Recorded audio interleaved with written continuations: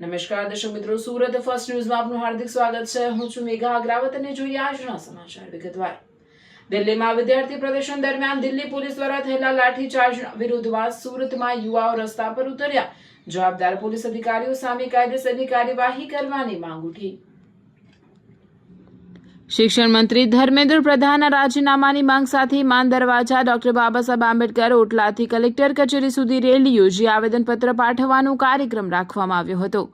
સુરક્ષાને ધ્યાનમાં રાખી પોલીસે ચુસ્ત બંદોબસ્ત ગોઠવી રેલીને કલેક્ટર કચેરી પહોંચતા પહેલા જ અટકાવી દીધી, જેના કારણે પોલીસ અને પ્રદર્શનકારીઓ આમને સામને આવી ગયા। રેલી રોકાતા રોષે ભરાયેલા યુવાઓ રસ્તા પર જ બેસી ધરણા પર ઉતરી ગયા અને દિલ્હી પોલીસના લાઠીચાર્જ સામે જોરદાર સૂત્રોચ્ચાર સાથે વિરોધ નોંધાવ્યો।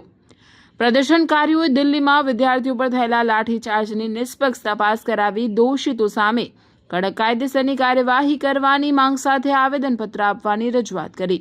સમગ્ર વિરોધ દરમિયાન પોલીસનો કડક બંદોબસ્ત ગોઠવવામાં આવ્યો, જ્યારે મોટી સંખ્યામાં યુવાઓની હાજરીને કારણે વિસ્તારમાં ભારે ચહલપહલ અને તંગદિલીનો માહોલ જોવા મળ્યો।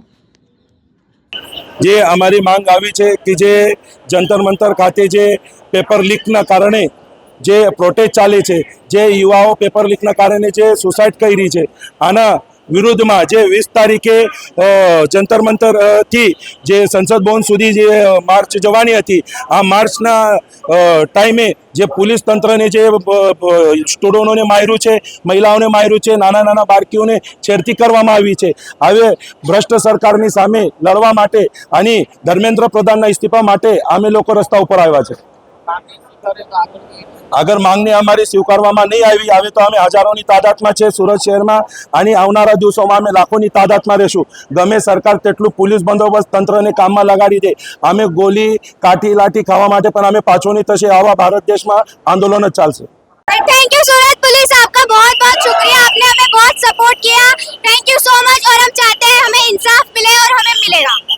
थैंक यू सूरत पुलिस कि हमने ये प्रोटेस्ट बहुत ही पीसफुली किया और कमिश्नर साहब ने हमारा रिक्वेस्ट पे एक्सेप्ट किया, अनलाइक दिल्ली पुलिस।